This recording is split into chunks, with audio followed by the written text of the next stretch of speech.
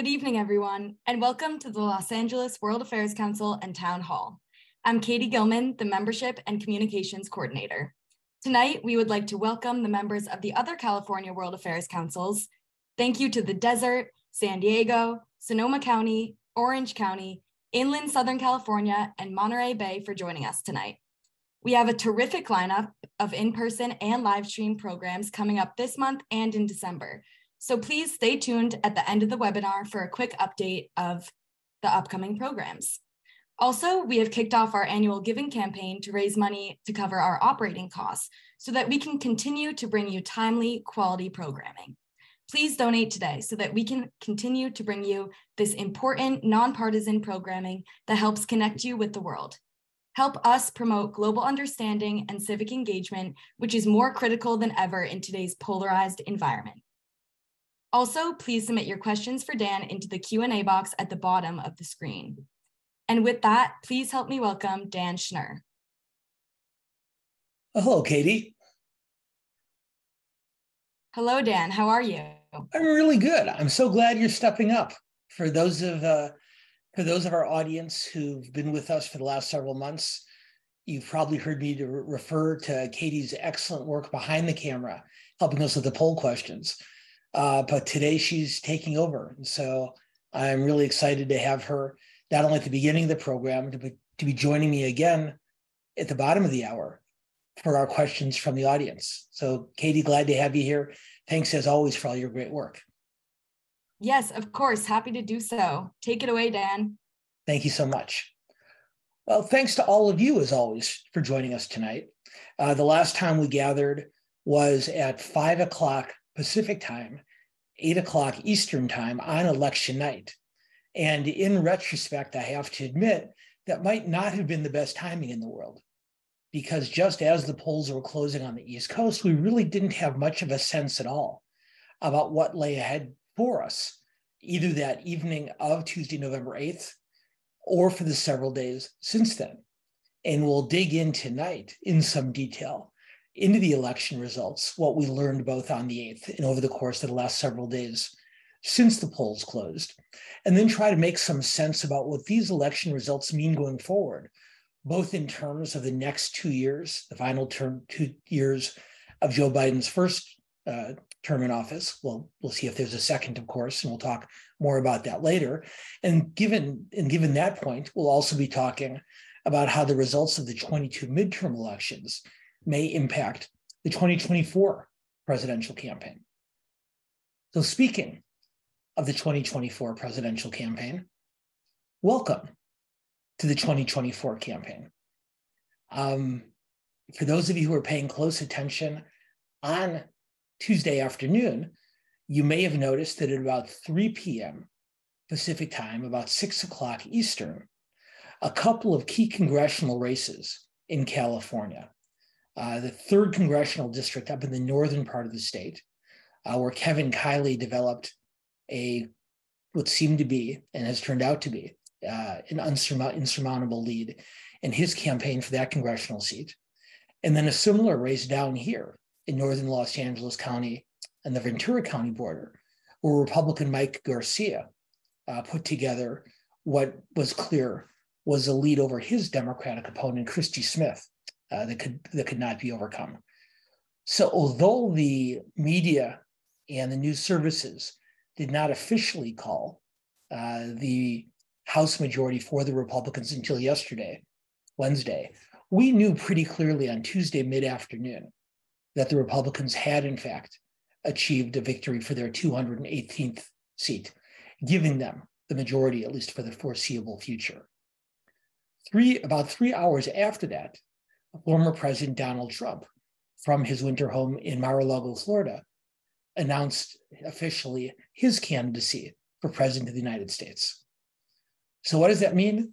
That means there was about a 3-hour window on Tuesday afternoon this week in between the end of the 2022 campaign and the beginning of the 2024 election.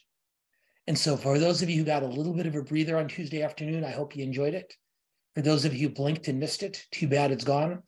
Because right now for the next 103 weeks, if I do my math correctly, We will be talking at least partially about that presidential campaign.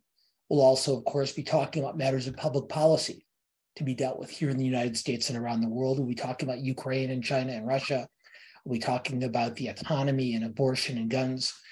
But know that 3-hour break in between the 22 election and the 24 campaign is pretty much over. And so let's take a quick look back at 2022 before we shift our sights going forward. So before we go any further, I'm going to ask Rachel if she can put up the first question for our group to get a sense from all of you about your reaction to last Tuesday's election. Question number 1, were you surprised by the midterm election results? Option 1, yes, I thought Republicans would do better. Option 2, yes, I was surprised. I thought Democrats would do better than they did. Third, no, this is pretty much what I expected. And for those of you who were with us last Tuesday night between 5 and 6 Pacific time, even though I wasn't making predictions, I think you could probably tell by the nature of our conversation that we, like most observers, expected Republicans to have a very successful night. And we'll talk about the reasons for that again in just one moment. But for now, let's see where everybody's head is and how that compares to what they were expecting a week ago Tuesday. Rachel, what have we got? Very interesting results and very much in line with what the mainstream news media and the national electorate would say. 69% of us, 69% of our group, more than 2/3, thought that Republicans would do better than they did. 6% thought the Democrats would do better. It's a small minority, but interesting to know that some people thought the Democrats would presumably keep or expand their majorities in the House and Senate. And 26%, a little bit over a quarter, said that this is pretty much what they expected. So what I'd ask you to focus on before we move on is 69-6. That means by a 10-1 margin, our group, which is a very well-informed group, thought that Republicans were going to do better. And that's reflective of national opinion as well. So pretty big surprise for most of us in these results. Now, the reason for that goes back to history. And we've talked about this in our previous discussions, but I'll go back over it one more time in the aftermath of what happened, just so we can understand the results, how unique those results were. So as many of you have heard me talk about before, midterm elections are almost always really bad news for the president's party. Voters are very rarely satisfied with their lot in life, and they tend to take their dissatisfaction out on the incoming president. And because a president, by definition, is not on the ballot for midterm elections, voters who disapprove of the president almost always show that disapproval by voting against that president's party's candidates. And that's happened in almost every single midterm election for the last century, for the last 100 years. And in fact, as some of you have heard me say before, there have only been 3 occurrences, only 3 occasions in the last 100 years when in a president's first midterm election, the president's party either gained seats or avoided significant losses. The most recent of those 3 occasions was 20 years ago in 2002, when in about a year after the terrorist attacks of September 11th, George Bush and Republican candidates, in emphasizing issues relating to terrorism and national security, were able to achieve some small gains. Before that, the last president whose first midterm avoided large-scale losses was 40 years earlier, John F. Kennedy's midterm election, which took place in the immediate aftermath of the Cuban Missile Crisis, when that potential catastrophe was so fresh in voters' minds that they rallied around the flag and rallied around the president in a way, as I said earlier, that's normally atypical for midterms. And then before that, you go back almost another 30 years to 1934, when in Franklin Roosevelt's first midterm elections, when the country was in the depths of the Great Depression and Congress was just beginning to move the first components of the New Deal through, the American people gave Roosevelt additional support and approval for the way he was beginning to confront the Great Depression. So think about that for a second. In 100 years, it required either a seminal event, like a depression, not just a recession, but a depression, a near nuclear war with the Soviet Union, and a terrorist attack on the US homeland. It took events of that magnitude, of that exceptional nature, to upset the historical trends in which the president's party lost significantly during midterm elections. So given Joe Biden's very low approval ratings for most of this year, and given voter concerns about the economy, particularly about inflation, it's not surprising that most of us, most voters and most political observers came to the conclusion that the Democrats should brace themselves for fairly major losses. Now, that was obviously not the case, and we'll talk in just a moment as to why Democrats avoided that fate. And while the Democrats did lose, it now appears, their very slim majority in the House of Representatives. It wasn't by nearly the margin that was expected. And depending on the outcome of the special election in Georgia, yep, we've got another one coming, Democrats will either maintain or expand slightly their majority in the Senate. And we'll talk in a minute about why. But before we do, Katie, if I can ask you to put up the second question for our group. So we're going to zero in, now that we established most of us were surprised by the outcome of the election. Let's dig into why the election turned out differently than we thought. Question for all of you: which of these issues, which of these matters of public policy do you think was the most important issue for voters in this election? And just to clarify, what we're looking for is which of these issues was most important for the largest number of voters. Was it inflation? Was it abortion? Was it crime? Was it the broader topic that we've talked about under the larger catch-all of democracy? Voting rights, respecting election results, and other controversies that have surrounded those types of matters in recent years? Or was it something else altogether? And so, Rachel, what do we get from our group on this one, on question number 2? Very interesting results. Our group, 49%, almost half, felt that democracy was the most important issue on the ballot this year. Now, public opinion polls showed on election day, in fact, that inflation was the most important issue for the largest number of voters, but that abortion rights and democracy ranked very close behind. And more than anything, it appears that the salience of those two issues, of abortion and democracy, drove turnout in the Democrats' direction in a way that allowed them to avoid the types of losses that many people were expecting. So beyond the 49%, the almost half of our group that talked about democracy, after that, we pretty much split about half and half between abortion and inflation. And once again, I think we're seeing a reflection of the fact that over the years, we've learned that our group, based mainly, although certainly not entirely in California, does lean somewhat to the left of the national electorate. It shouldn't surprise us that our group prioritized two issues, democracy and abortion, that were key to Democratic successes around the country, and that fewer voters listed of inflation and crime, the two issues that were most important to Republican wins here in California and around the country. So regardless of whether we're looking at our own survey or national results, what we're left with is the fact that as important an issue as the economy normally is to voters in all elections, midterm and presidential, two very unique factors changed voters' calculations heading into the midterm vote. Both worked to the Democrats' decided advantage. What were those two factors? Simply put, Dobbs and Trump. And the US Supreme Court's decision back in June to overturn Roe versus Wade in its Dobbs decision did motivate a lot of Democratic voters in a way that's normally not the case in midterms. As we were talking about earlier, historically what we see is that midterms are much more motivational, a much more motivational experience, and tend to drive greater turnout from the out party, the party that doesn't control the White House.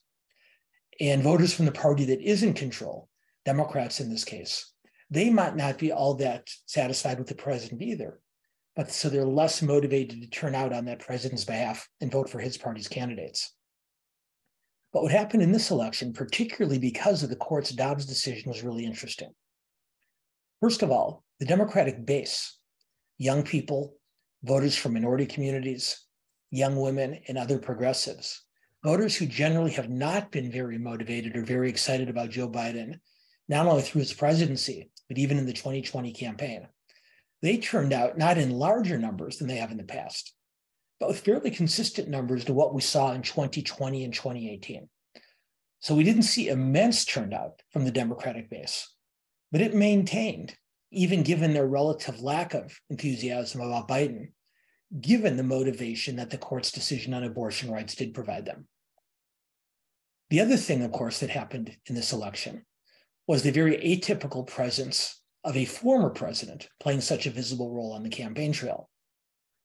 All year long, all campaign season long, Joe Biden has been reminding the American people, almost pleading with the American people, to remember that this election is not an up or down referendum on his presidency, but rather a choice between him and a Trump-led Republican Party.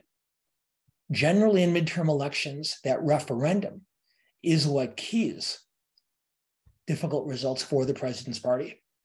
But because Trump was so visible in this election, the January 6th hearings, the controversy over the confidential documents that Trump took with him after leaving office last January, and Trump's presence in recruiting and supporting several Republican candidates in various parts of the country, gave Trump such a presence in the voters' mind that, again, a lot of those Democratic base voters who've never been all that excited about Biden were reminded what they didn't like about Trump from his 4 years in office.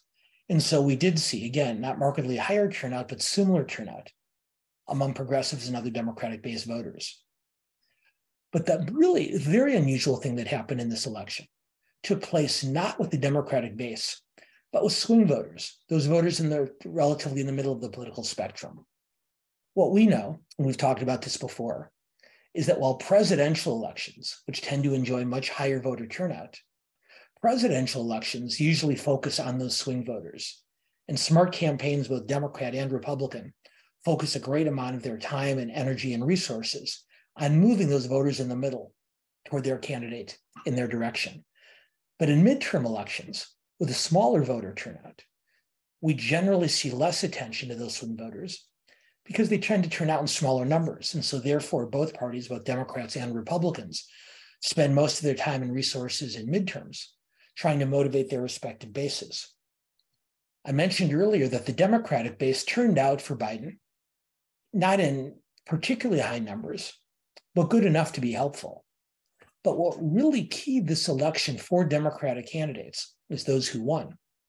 And what really prevented the Democrats from suffering greater defeats than most had expected going in was not the Democratic or Republican base, but rather swing voters, those who normally, either independents or weakly aligned voters in both parties, who normally don't turn out for midterms, deciding to turn out this year. And what we saw was a lot of these swing voters, particularly female voters, particularly married female voters in the suburbs, who tend to be swing voters in most elections, they turned out in unusually large numbers because of Dobbs and because of Trump. And while many of these swing voters, female and otherwise, were greatly concerned about inflation, according to exit polls, they were much more concerned about the lack of legal protection for abortion rights at the federal level caused by the overturn of Roe versus Wade, and were much more concerned, as our group was, by the potential threats to democracy that they saw in the debates going on about voting rights, election procedures, and so forth. So the Democrats didn't achieve huge victories, but they avoided very large expected defeats. And so what you've seen over the last several days is not so much exultation from the Democrats, but relief. And not so much anger and sorrow from Republicans, but disappointment. Not because of the outcomes, but because of the expectations that both sides had going into November 8th. When you take a step back and look at it from a broader perspective, what we see is that the country, for all practical purposes, is still tied. In the last Congress, Democrats had 50 seats. In this upcoming Congress, they will either have 50 or possibly 51, depending on the outcome of the Georgia runoff. In the last Congress, Democrats had a tiny House majority, only 5 seats. And now it appears that Republicans will have an equally slim majority. So only the tiniest of changes took place. And the net result is not a strong majority for either side, but essentially a tie game and a tied country. And we'll talk more about that means for governance in the 2 years ahead. One last point I'll make before we move on about the election results is while Democrats did better in terms of individual campaign outcomes than had expected, Republicans still had a very good night in other ways. And it is not going to show up in terms of the number of seats they hold in Congress. But just to give you a sense about how evenly divided our country is now, Republicans actually received a much larger total number of votes in this election than they had in 2020. Let me go a little bit further on this. In more than 300 of the 435 congressional districts, in more than 300 districts, the Republican candidate received more votes than Donald Trump did 2 years ago. In 69 districts, roughly a little bit less than 1/4 the number of the Republican gains, in only 69 districts did the Democratic congressional candidate win more votes than Joe Biden. So that's not to mitigate the disappointment that Republicans are probably feeling and the Democrats are likely feeling right now. But just once again, as a reminder that despite our reaction to the outcome, how closely divided and deeply divided this country still is. So let's do this now. Let's pivot, and we can talk more about the midterms, if you like, once Katie rejoins me in about 10 minutes to begin that conversation. And so we hope you'll send her your questions. But for the remainder of my solo time, let's turn our focus to the 2024 election, because that's where much of the nation is already focusing. So right away, we talked a lot last week on November 8th. We talked a lot about Joe Biden and Donald Trump's political futures. Now that we know what the midterm results are, I'd be interested in hearing what all of you think now about these two men and their futures. So Rachel, could ask you to put up question number 3. Okay, pretty straightforward question. Do you think the results of this midterm election make Joe Biden more or less likely to run for re-election in 2024? Option 1, you think he'll be more likely to run, given that Democrats did better than expected. Number 2, that you think he'll be less likely to run, either because they came up short of the majority for other reasons, or frankly, do you think that the outcomes of the midterms isn't going to make a difference one way or another as to whether Biden is the nominee? I'll remind all of you before Rachel puts up the answer that last week we asked you who you thought would be the Democratic nominee for president in 2024. Only 25% of you said Joe Biden. 30%, given the California-centric nature of our group, said our state's Governor Gavin Newsom. 25% said someone else. And only 7% of our well-informed group thought that Vice President Harris would be the Democratic nominee. So let's see if people think, Rachel, that last week's outcomes make it more likely or less likely for Biden to run. Whoa, 62% of our respondents think that the midterm results make it more likely that Biden will run for re-election.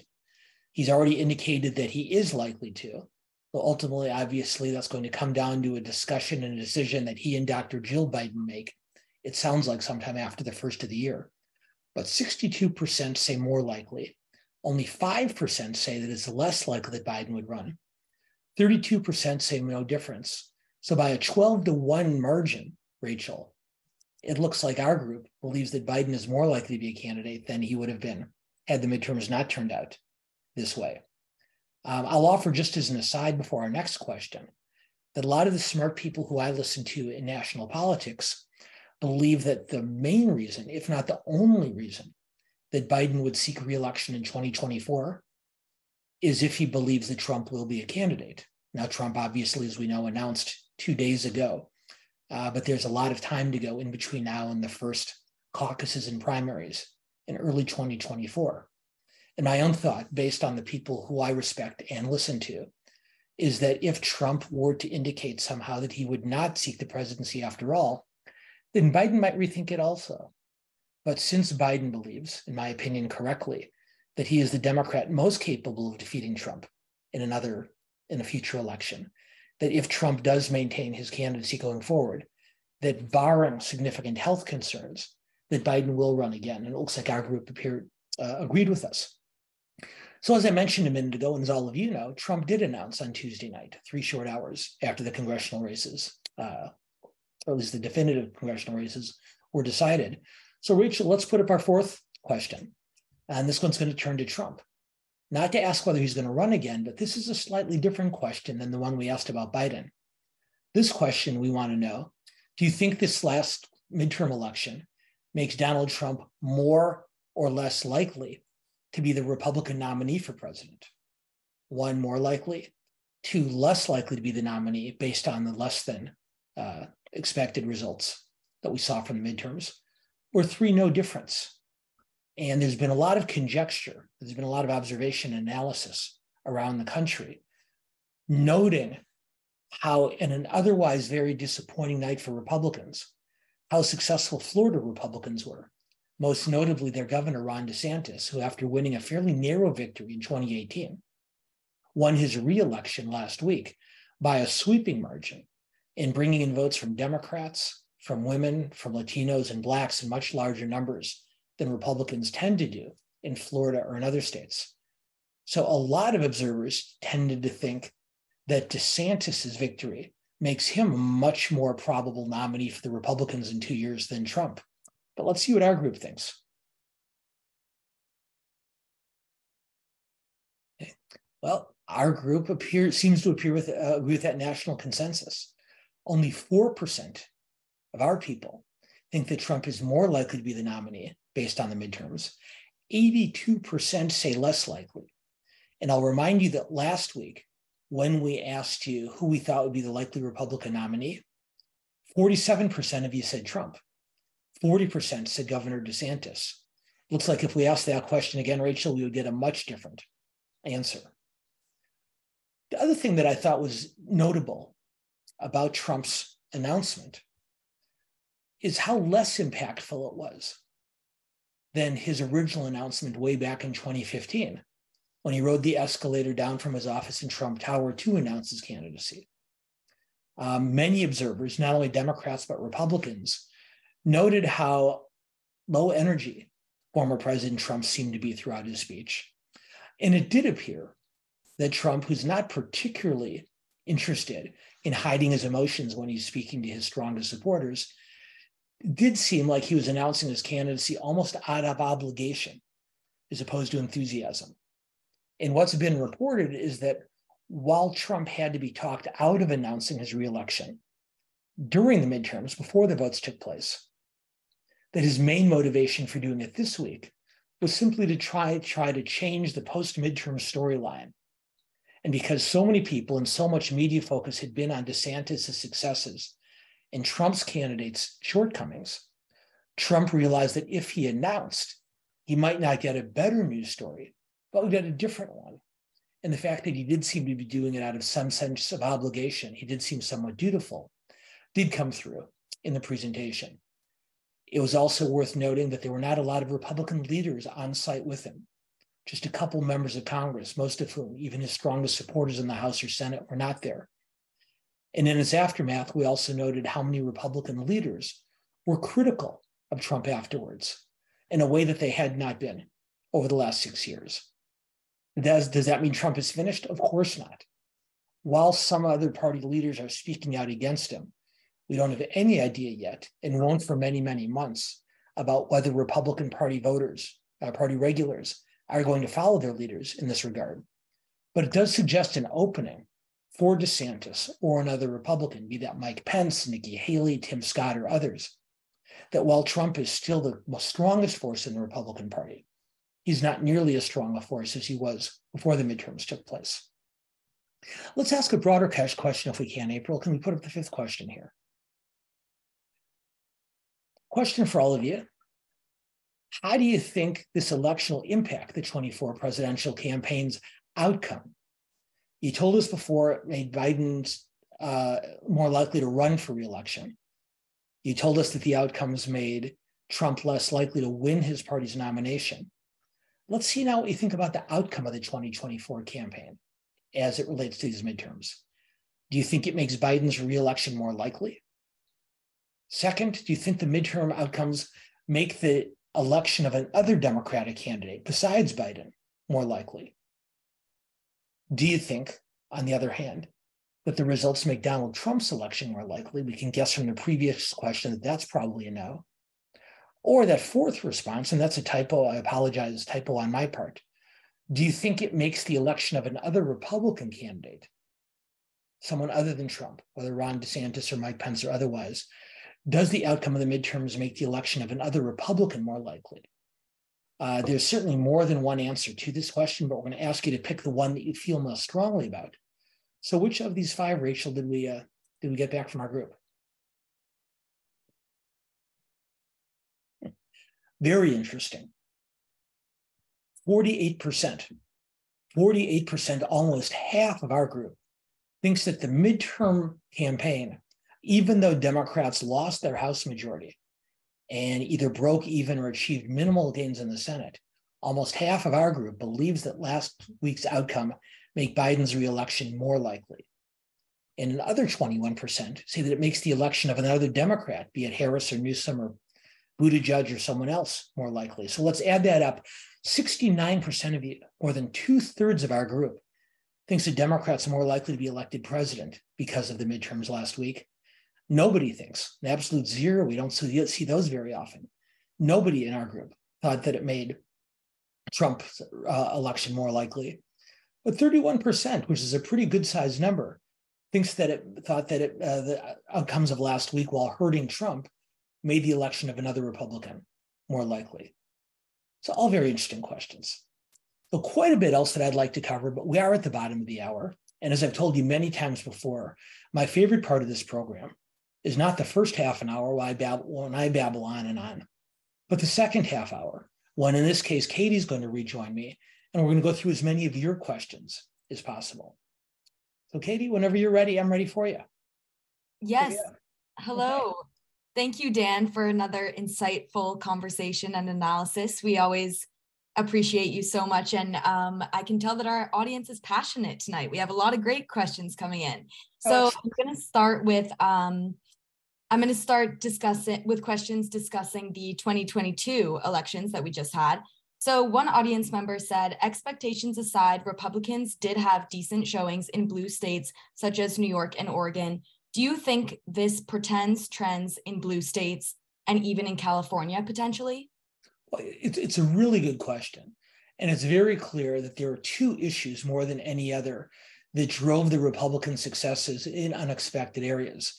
Most notably New York, where in New York City, no fewer than 4 Republican candidates won congressional seats in the New York City suburbs. And in Oregon, where the Republican gubernatorial candidate came within a hair's breadth of becoming the first Republican to win the governor's office in deep blue Oregon since 1982. Katie, do you remember what you were doing in 1982? It's been some time since then. I barely remember either. Yeah, I can't. It doesn't ring a bell. I didn't think it would. But what did that and had an effect in other parts of the country, including California, as well as two issues more than any other. One is the issue of crime. And the New York City media market is very unique, given the dominance that the New York Post and Fox News have in that market. And New York won the local cable station as well. They cover crime and criminal justice and public safety issues on a very intense basis. But if you remember a year ago, the New York City voters elected as mayor Eric Adams, former police officer, former police chief, because he ran on a more traditional tough on crime platform. And in many places around the country, the Democrats did not run as aggressively on this issue, and it hurt them. So that's one issue. The other issue, which really I think hurt them more than anything in Oregon, is the issue of homelessness, which has become an issue of critical import, not just here in California, but in many other states around the country. And voter concerns about how feeling that issue has not been handled sufficiently aggressively in Oregon led to a situation where the combination of a Republican candidate and a third-party independent almost defeated the Democratic frontrunner. So could that happen in California? I think California Republicans still have quite a ways before they come back.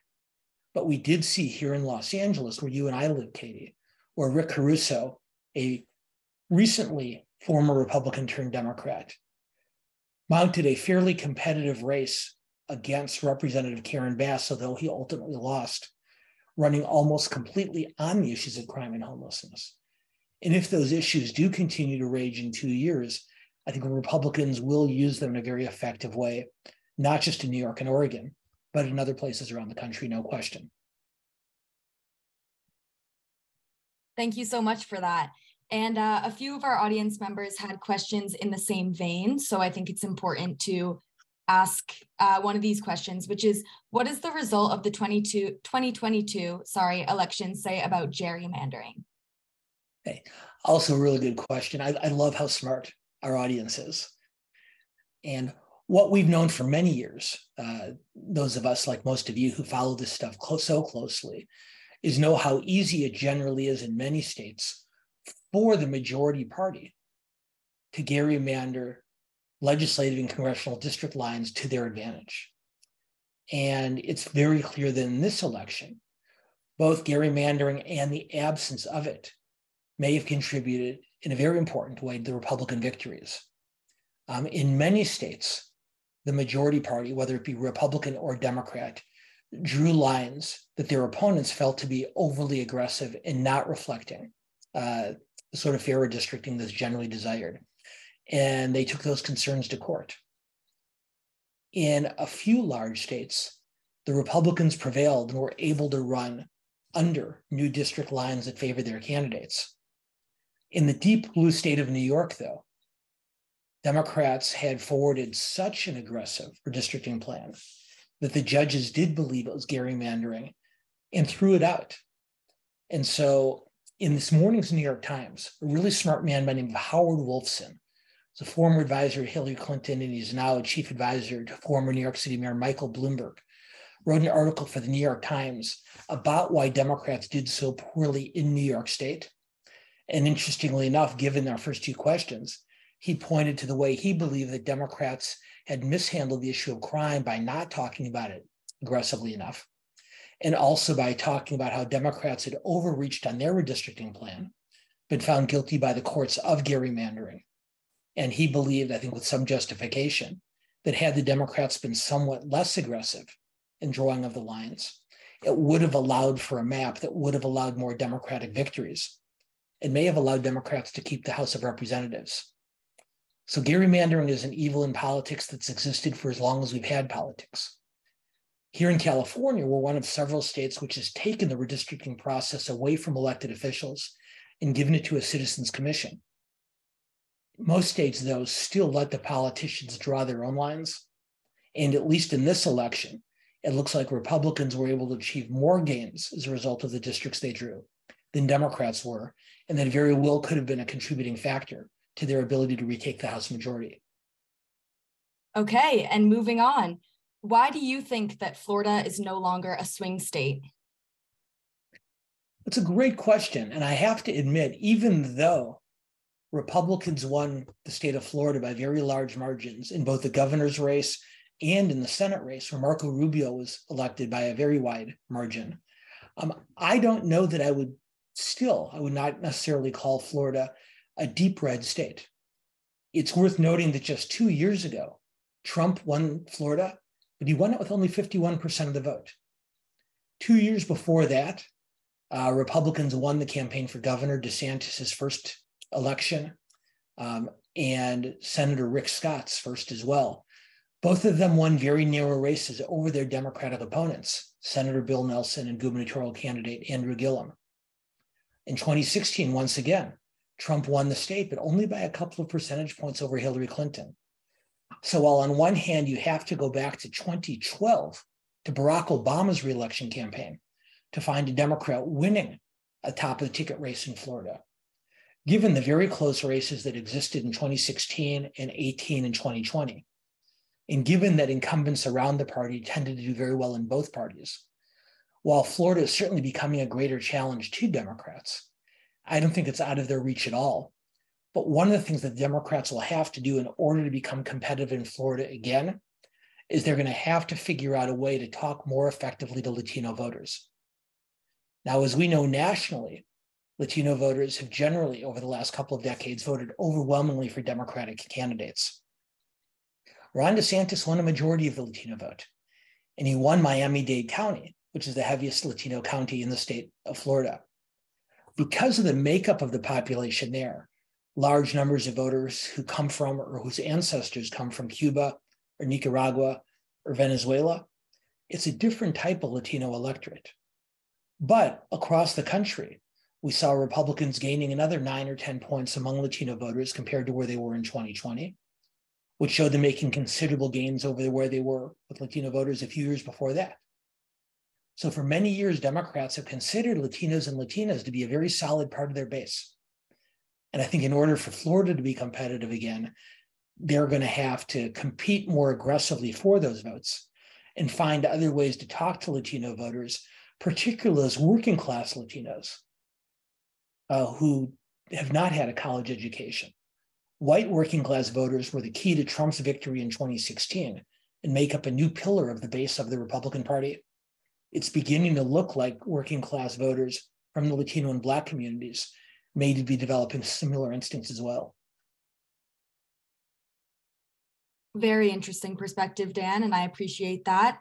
So now I want to talk a little bit about the specific issues that parties choose to really focus on. And so this person asked, how different do you think the election could have gone for Democrats if they had focused more on the issue of inflation specifically? Well, it's a very interesting question. And one of the things we talked about in the November 8th Election Day program, for those of you who joined us, is that how in the last week or two before the election, a lot of Democratic voices, including Bernie Sanders, including James Carville, Bill Clinton's chief strategist back in the 1990s, and a lot of others, very well-known Democrats, began urging the party not to concentrate so specifically on abortion rights, non-democracy, and to shift the conversation to inflation instead. And while the Democrats adjusted slightly in that regard in the last few days before the election, for the most part, they stuck pretty hard on the abortion and democracy issues, and it does appear to have paid off for them.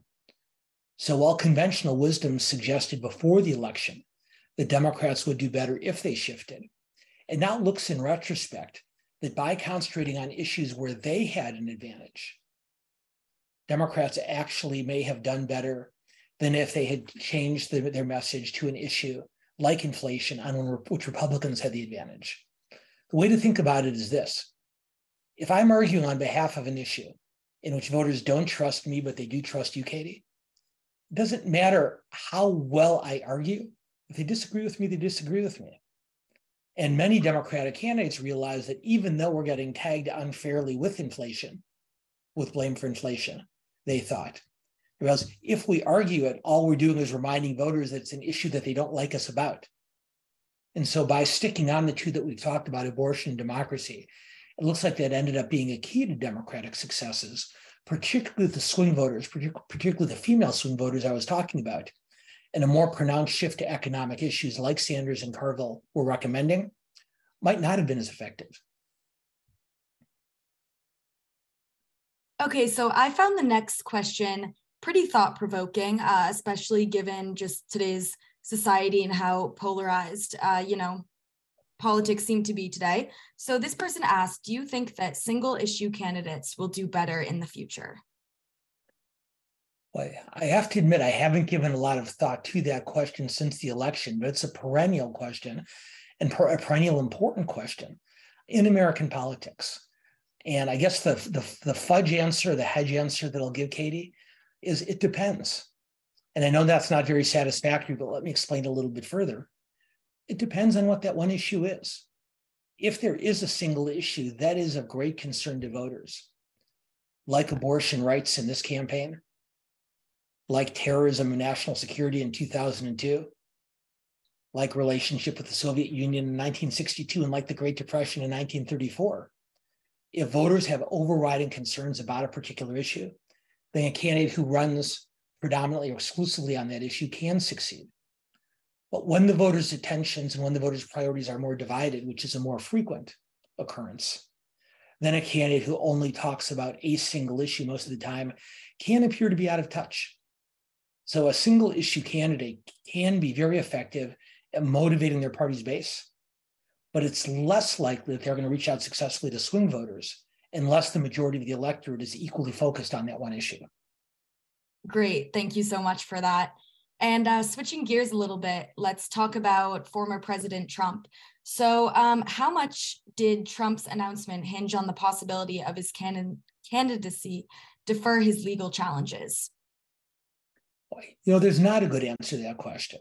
There's been a lot of question in the run-up to the election about how Trump, who is being investigated by the Justice Department, how Trump might potentially avoid that investigation if he were an announced candidate for president.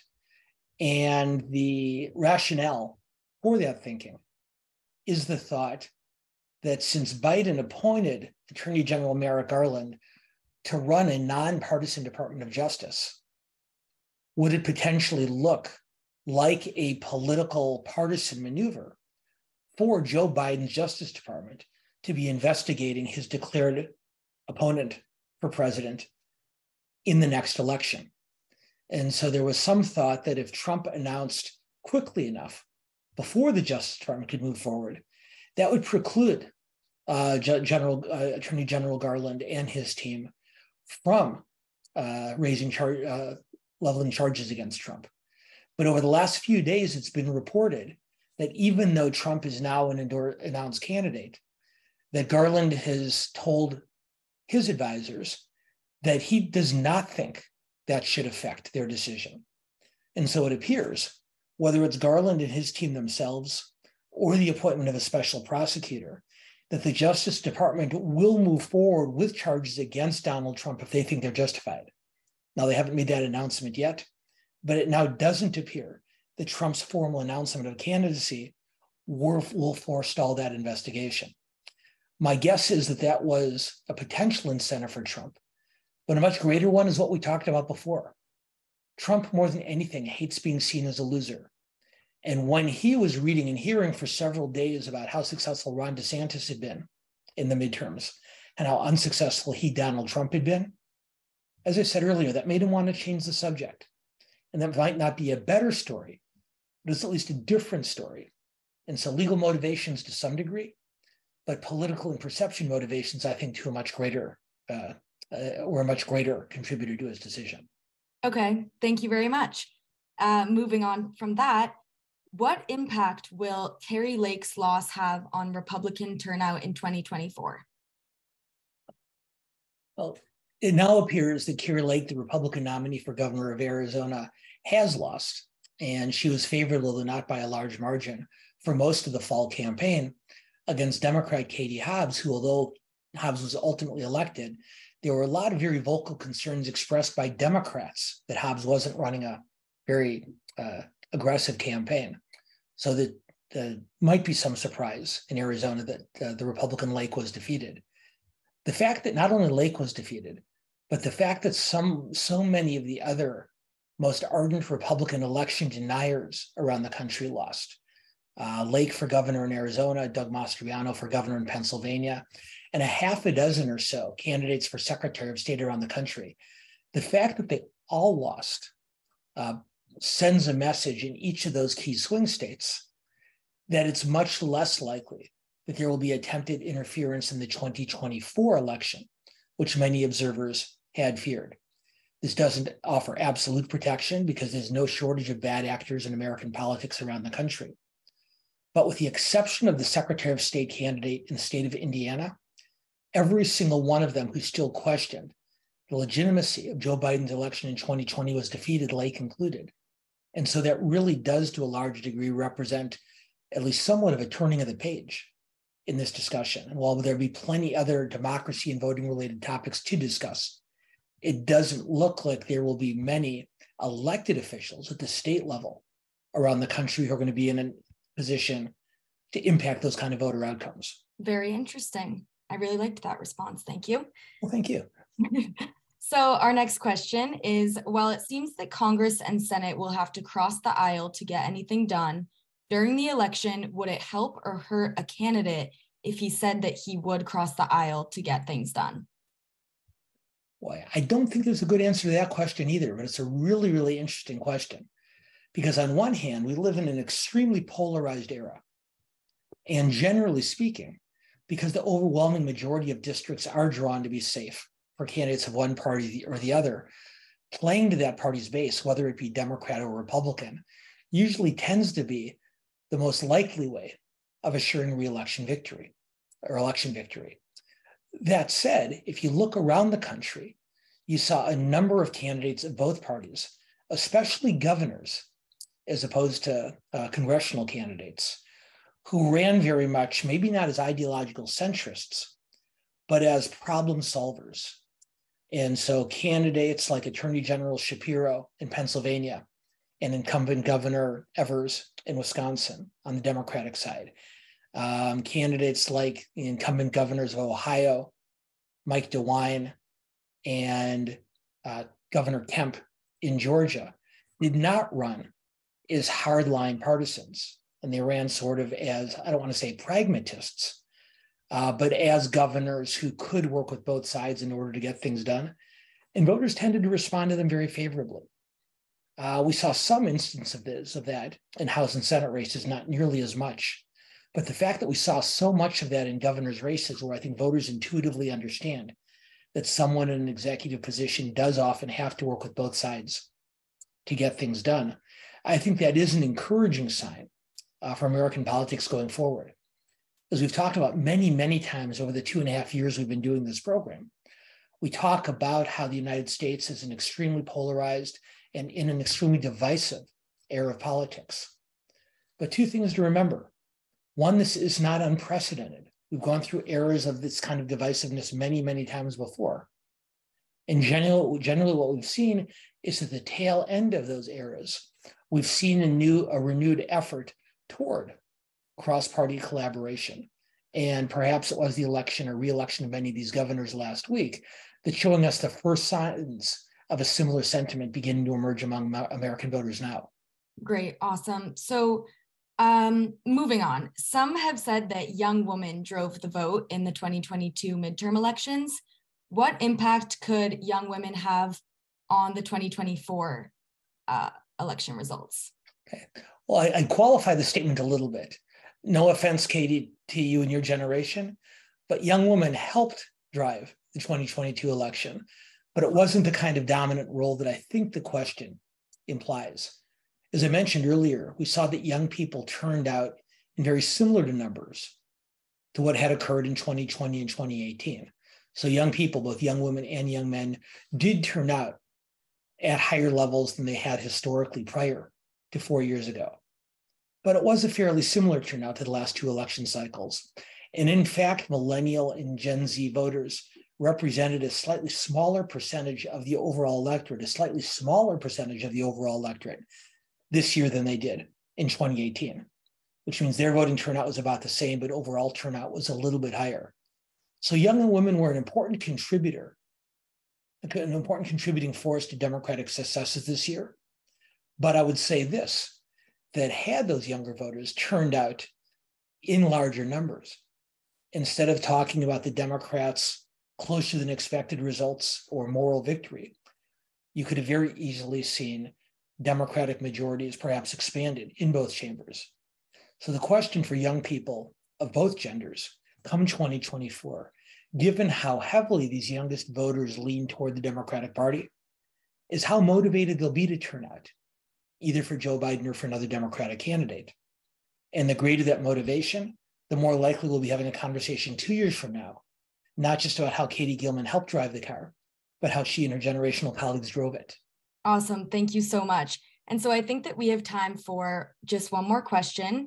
And so a lot of audience members are asking about what happened in Wisconsin. So do you have any comments on what happened in Wisconsin about the re-election of their governor and Senator Johnson?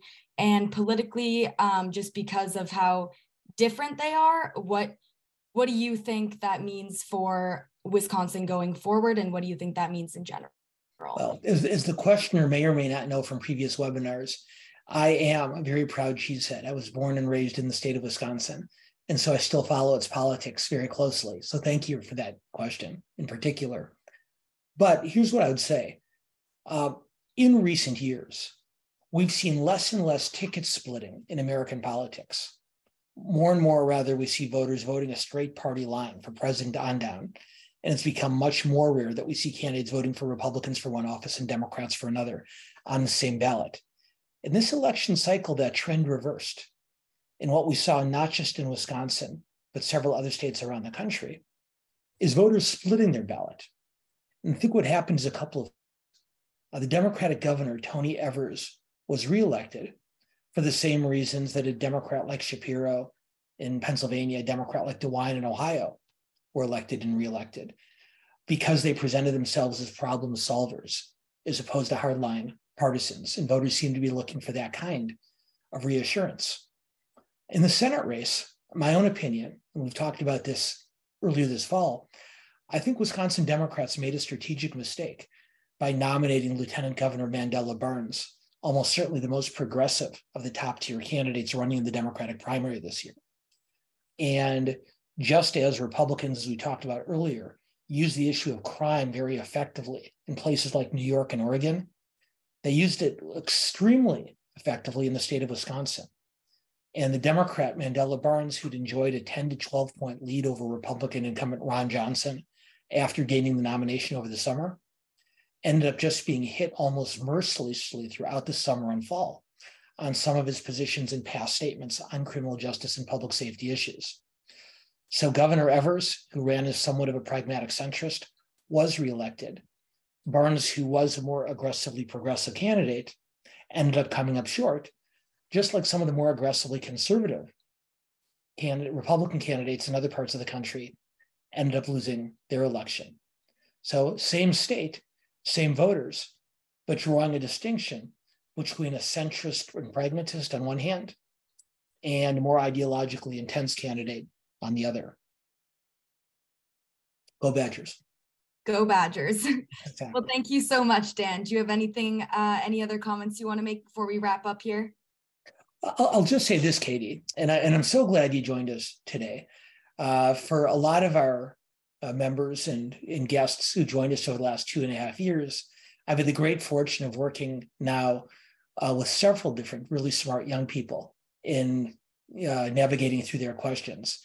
And Jessica and Claire, and more recently Rachel, have all done excellent jobs. But I can't tell you how grateful I am to you, and I know our whole audience is too, for helping us through tonight's conversation.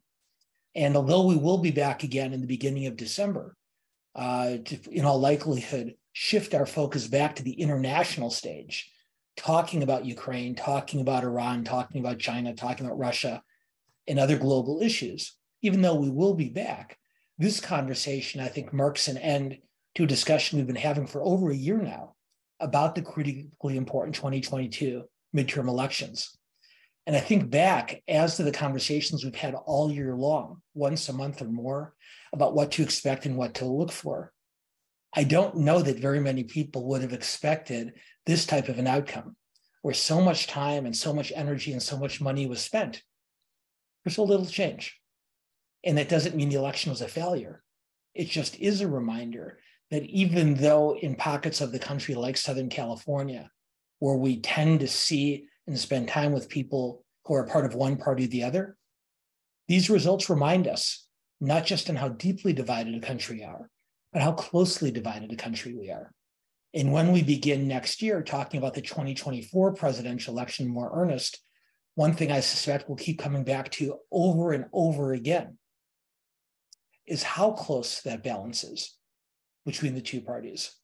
But I've really enjoyed talking about the midterms with all of you all year long. And I'll be excited to see you all again in December and again in 2023, when we deal with many of the other policy and political challenges that we face going forward. So thanks all of you very much. And thank you again, Katie. Great job today. I hope you'll be back to do this again.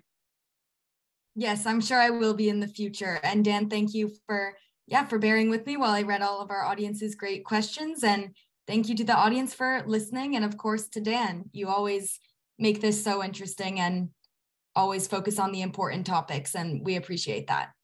You're very welcome. Hope everybody has a great night, and I look forward to seeing you all again at the beginning of December for our next monthly webinar. See you soon. Looking forward to it. Me too.